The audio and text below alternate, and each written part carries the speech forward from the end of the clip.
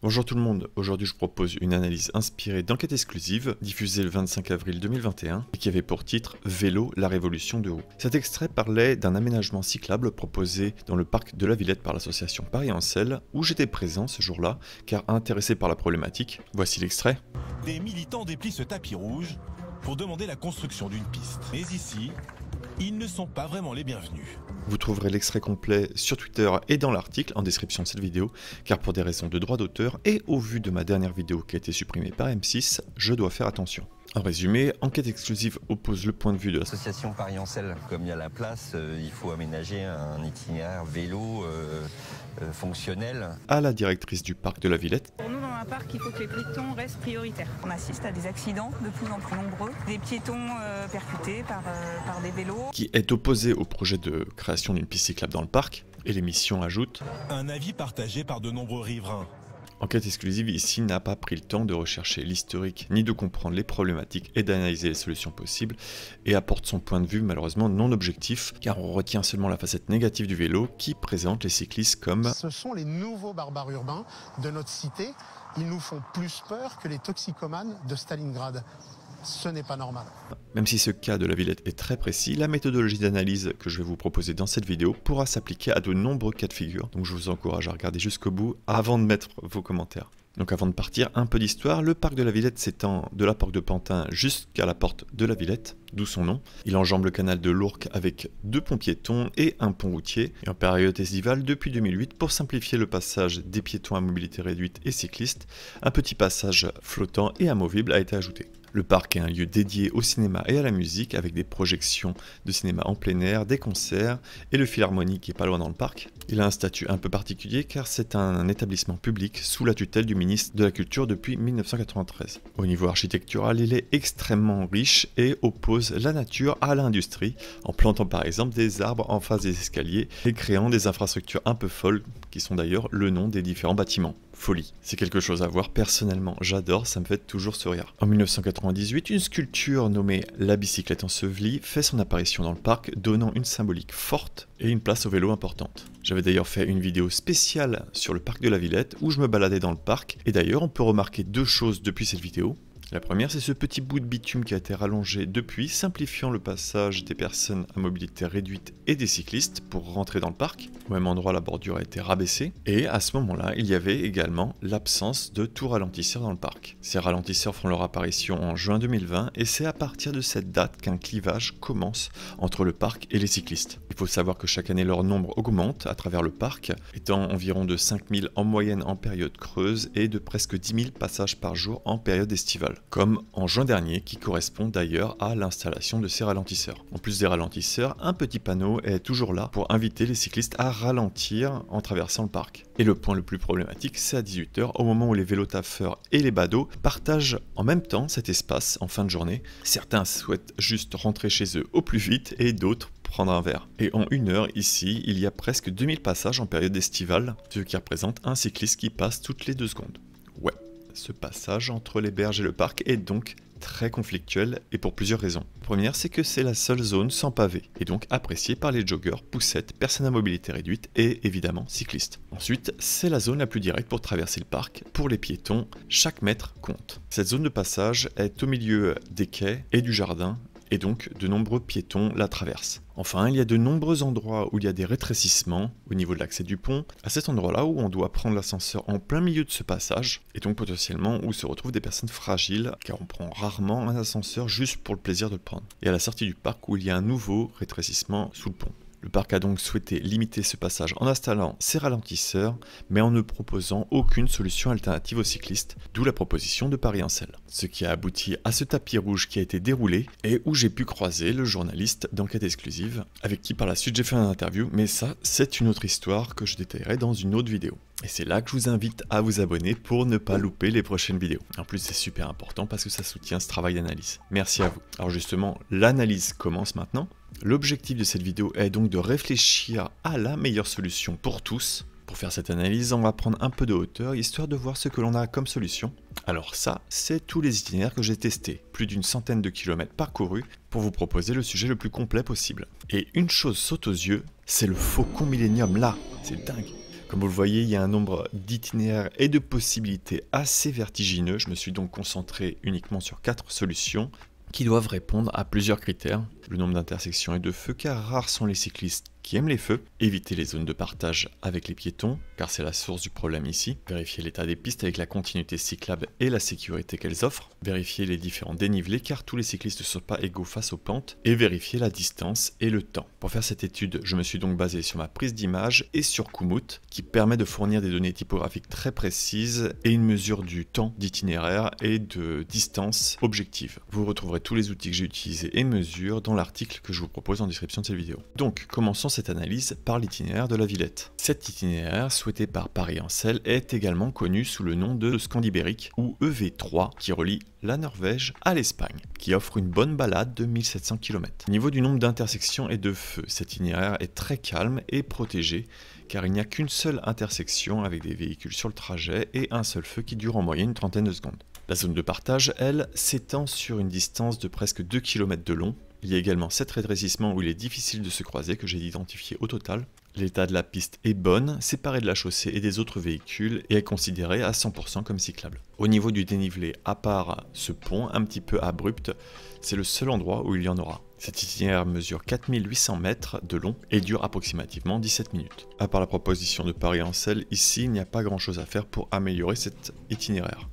Regardons maintenant s'il y a une solution au nord. Ici, j'ai volontairement exclu l'avenue de Flandre que je trouve particulièrement accidentogène, mais ça je le traiterai dans une autre vidéo. Ici, on va donc longer le canal. D'ailleurs, si vous partez à la hauteur de la rotonde, je vous conseille fortement d'utiliser la partie la plus à l'ouest du bassin de la Villette, car le double sens cyclable est mieux aménagé et la séparation entre les piétons est plus claire grâce à une différence de hauteur, et il est aussi plus simple de se dépasser entre cyclistes. Au niveau des intersections, sur le trajet, il y en a 6 avec 5 feux, mais au final, il y a un seul gros problème que j'ai identifié ici au niveau du tram par rapport à la continuité cyclable, et c'est très dommage parce que c'est quelque chose qui a été refait en 2012 mais qui ne propose pas de solution pour les cyclistes. Cette zone est donc un point bloquant et je vous parle même pas du retour où il faut attendre 2 feux alors qu'il serait possible de continuer directement. On se retrouve avec 2 zones de partage, une petite en face de la Villette d'à peu près 200 mètres où il y a une zone de rétrécissement et une le long du canal de presque 900 mètres. Par rapport à l'état de la piste, 85% est cyclable, c'est la zone que je vous ai montré un petit peu plus tôt qui retire les pourcents manquants. Sur cet itinéraire, il y a également une pente sur la zone qui manque de continuité cyclable et qui est donc assez désagréable à emprunter. Elle fait une distance de 5500 mètres pour à peu près 20 minutes. Passons maintenant aux solutions qui sont au sud.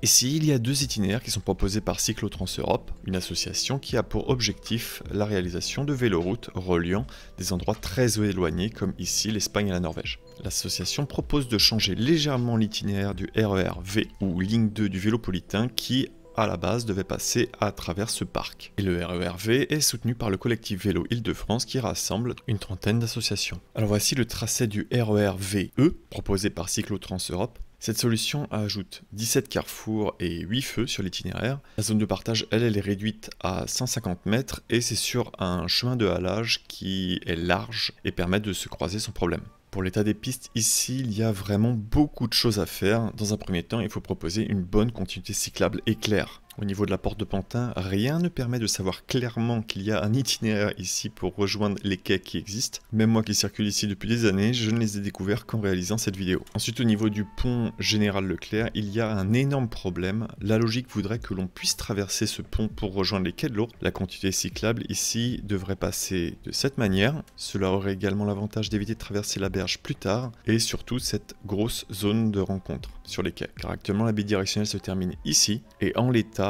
pour éviter le carrefour, il faut passer sous le pont où il y a un rétrécissement. C'est pas une bonne option et j'ai dû m'y reprendre à plusieurs fois pour voir cette option d'itinéraire. C'est donc pas logique. En résumé, il faut revoir complètement la continuité cyclable dans cette zone pour permettre aux cyclistes de traverser en utilisant ce pont. Le double sens cyclable, lui, a un réel sens ici, même si habituellement je n'aime pas trop ce type d'infrastructure. Cette piste permet d'éviter les feux et carrefours. Donc cette infrastructure temporaire est vraiment très bien. Et elle crée une bonne continuité cyclable. Pour ce qui est du ressenti au niveau des dénivelés, cet itinéraire est le plus plat de tous. Au niveau de la distance étant, cette solution fait 5030 mètres, soit 200 mètres de plus que l'original qui est proposé, et prend à peu près 18 minutes à parcourir. Alors ici je fais une petite parenthèse pour rajouter un itinéraire bis, car je pense que ça serait une bonne chose d'ajouter une bifurcation juste à l'entrée du parc, car actuellement il n'y a aucun échappatoire quand vous arrivez de cette piste à double sens cyclable, vous devez vous engouffrer dans le parc. Donc pour cette alternative qui finalement rejoindrait sur le RER-V, il faudrait dans un premier temps réaménager la zone en pavé et permettre un aménagement sur le bord du parc qui permettrait d'éviter de nombreuses intersections et feux. Et cet itinéraire pourrait rejoindre directement la porte de Pantin, juste à côté du Philharmonie. Je suis sûr qu'il est possible de faire quelque chose ici et ça serait vraiment très intéressant. Cela ne serait pas un itinéraire beaucoup plus intéressant en termes de temps et distance, mais ce serait un itinéraire alternatif très sécurisé. Ensuite, on arrive au RER-V Queneau. Alors là, on se retrouve avec 33 intersections et 17 feux de circulation. Alors ouais, ça n'a pas l'air ouf, mais en réalité, il est possible de permettre le passage à de nombreux feux pour les cyclistes, car sur l'ensemble du trajet, finalement, on ne croise que 5 routes qui sont à très fort trafic. Les autres sont des rues à faible trafic, et d'ailleurs on voit qu'au niveau de Jaurès, où la piste est sur le trottoir, il est possible de continuer sans jamais s'arrêter en cédant la priorité au final à chaque intersection. Bon, dans les faits, il faudrait s'arrêter à chaque feu rouge piéton, mais vu que la vue est dégagée et que la vitesse est faible, et ça ne pose aucun problème de continuer, il faudrait juste pouvoir l'encadrer. Pour les zones de partage sur cet itinéraire, eh ben, ce qui est bien, c'est qu'il n'y en a aucune localisée seulement finalement aux intersections. Pour ce qui est de l'état de la piste, eh bien, ce n'est clairement pas idéal. Ici, je vais faire une analyse sur chaque tronçon, pour permettre d'avoir une vision claire sur toutes les problématiques. Dans un premier temps, la piste commence au niveau de Stalingrad sur le trottoir, mais c'est un vrai pump track rempli de bosses avec la possibilité pour certains véhicules de s'y stationner. Les creux sont localisés au niveau des passages piétons et intersections, et dans ce cas, pourquoi pas garder ces passages piétons à hauteur, créant ainsi des dodanes au niveau de Jaurès, simplifiant le passage des piétons, permettant de ralentir le trafic et supprimant ainsi la nécessité des feux. Et ça sera la même réflexion ici sur chaque intersection de ce tronçon, car la seule problématique de Jaurès, c'est la vitesse excessive à laquelle peuvent circuler les véhicules. Et ça, c'est dû à l'agencement de la rue qui est une grosse ligne droite assez large. Ensuite, on enchaîne avec un tronçon où la voie de bus est au milieu. Personnellement, j'aime bien ce type d'infrastructure large, permettant le dépassement sécurisé et avec un séparateur physique sur les côtés empêchant les véhicules de venir dans cette voie. Mais dans la réalité, de nombreux cyclistes se font frôler par les bus qui les dépassent. Ce n'est pas un espace sécurisant pour les jeunes usagers et usagers fragiles, ou usagers qui sont non sportifs ou ne disposant pas d'un VAE. Il faut donc revoir cet espace et proposer une solution adaptée à tous. Quelques centaines de mètres plus loin, on repasse sur le trottoir. Là, il y a beaucoup de zigzags, et de haut et bas, mais cette fois, c'est dû principalement à des sorties de parking. Et c'est le fait que la piste soit à côté de la chaussée qui crée cette problématique. Ce n'est pas non plus très sécurisant de rouler juste à côté de la chaussée avec un rebord de plusieurs centimètres. En cas d'écart, l'erreur est impardonnable et on tomberait sur la chaussée. Il faudrait donc ici penser à éloigner la piste de la chaussée, offrant ainsi plus de sécurité. On arrive sur Pantin et là il y a un petit bout qui est aménagé sur le trottoir entre les piétons et cyclistes. La séparation n'est pas super claire et ce qui est quand même dommage, c'est qu'il y a 4 voies pour les véhicules juste à côté. Je dis ça, je dis rien. Et le dernier tronçon, c'est à Pantin. Alors c'est encore en test, il y a encore des travaux, mais il y a bon espoir de voir quelque chose de bien s'aménager ici. En tout cas, ce qui est proposé est pour l'instant très encourageant. Et la fin, elle, est complètement catastrophique. L'accès au pont est absolument impossible, à moins d'être vraiment très motivé. Une fois qu'on arrive sur le pont, les pavés sont repoussants. En investiguant un petit peu, il pourrait y avoir un accès ici, créé entre la rue de l'Ancien Canal et le pont. Pour l'instant, la liaison existe, j'ai pu l'emprunter, mais elle n'est absolument pas mise en avant. Elle offre pourtant beaucoup plus de sécurité et un vrai confort. Au niveau de la distance, elle est à peu près identique par celle passant par le parc, pouvant même être plus courte selon la fin du trajet que je présentais au niveau de ce passage de pont. Et au niveau du temps, il est à peu près identique de 17 minutes. A noter qu'il y a presque 4 minutes de feu qui pourraient être optimisées en permettant aux cyclistes leur franchissement grâce à des M12, les petits triangles. En l'état, cette piste n'est donc pas une réelle solution pour les cyclistes circulant sur les abords du canal. Comme on a vu, le gros point bloquant ici, c'est notamment ce pont.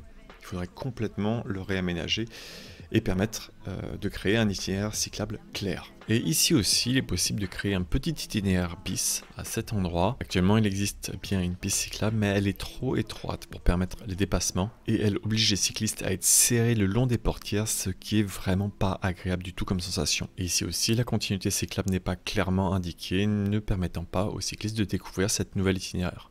Enfin, je vais revenir sur le parc car il y a également plusieurs solutions envisageables à l'intérieur de celui-ci. La première, c'est d'ailleurs Google qui nous la propose. Il suffit de suivre un petit cycliste une fois qu'on est à l'entrée du parc. Cet itinéraire évite effectivement l'endroit bloquant à proximité des quais et il serait possible de réouvrir la grille à cet endroit-là pour permettre d'éviter cette zone conflictuelle. Mais cet itinéraire ne résout pas non plus les problématiques à long terme qui sont effectivement les différents rétrécissements à l'entrée-sortie du parc. Il y a également les accès sur la C3 du Vélopolitain qui passent au-dessus, qui ne sont pas vraiment accessibles à partir du parc, qui permettraient aux cyclistes des alternatives pour pouvoir contourner le parc. Actuellement, il y a seulement un escalier pour y accéder et quelquefois cette grille qui est ouverte, mais pas toujours. En plus, pour accéder à cette grille, c'est un vrai labyrinthe, il faut vraiment connaître, donc c'est pas pratique. Une autre solution, en restant dans la folie du parc, effectivement c'est le nom des petites baraques comme je l'avais présenté avant, il serait envisageable de transformer la passerelle en aménagement cyclable. C'est un projet complètement farfelu, je vous l'accorde, mais cette réalisation est possible au vu de l'état de la passerelle qui, à chaque bout, permettrait un raccordement à l'itinéraire cyclable. On dirait même que la plateforme n'attend que ça, d'être continuée à ces endroits-là. Cela éviterait donc le conflit entre les différents usagers, les piétons restant en bas et les cyclistes circulant en haut, ne pouvant les croiser qu'à un seul endroit très localisé. Mais encore une fois, cette solution ne résout pas le problème à long terme. Une autre solution, c'est de passer par l'eau et de mettre une plateforme pendant les périodes estivales permettant aux cyclistes de rouler le long du canal sur l'eau. Ça, je me suis inspiré des JO de Paris pour cette solution. Ça pourrait régler les problèmes de rétrécissement au niveau de l'entrée et les sorties du parc, mais cette solution ne serait que temporaire et que au moment estival. Bon voilà, on a fait le tour de tout ce qui était possible. On va maintenant mettre ça dans un petit tableau pour pouvoir comparer rapidement. J'ai mis en valeur les 3 premières pistes dans chaque catégorie. On voit donc qu'il existe 2 principales options, la Villette et le RERV Queneau, mais choisir de n'améliorer que la Villette reviendrait à ajouter une voie de circulation à une autoroute déjà saturée, et on tomberait dans le paradoxe de Bresse. Les usagers privilégiant toujours le chemin le plus rapide choisiraient d'autant plus cette solution, ce qui ne ferait qu'aggraver à long terme les problèmes déjà connus par rapport aux différentes zones de rétrécissement et conflits avec les piétons. Alors, que faire? Comme vous avez pu le voir, il n'existe pas une seule solution, il y en a plusieurs précédemment listées, il faut juste les développer. C'est évident qu'il faut garder la possibilité de traverser le parc à vélo, mais il est aussi très important de proposer à ceux qui souhaitent rouler des solutions.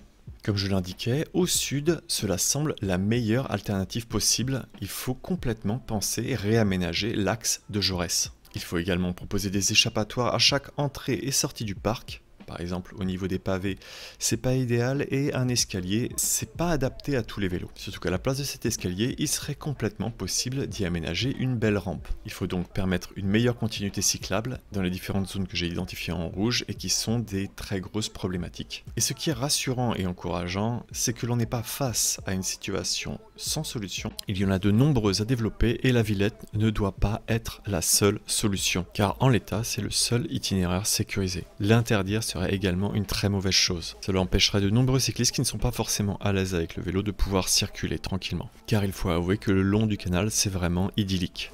Merci à tous les tipeurs qui ont en partie financé cette vidéo et qui m'ont permis d'avoir le temps de la réaliser. C'est finalement une très bonne chose que Paris-Ancel ait fait cette action qui a permis de mettre en lumière un problème que de nombreux usagers rencontrent quotidiennement, en espérant que cette vidéo puisse aider à changer les choses et à donner une nouvelle vision du problème. N'hésitez pas à échanger sur le sujet et partager cette vidéo pour pouvoir trouver des solutions. Je vous dis à bientôt pour de nouvelles vidéos et bonne route.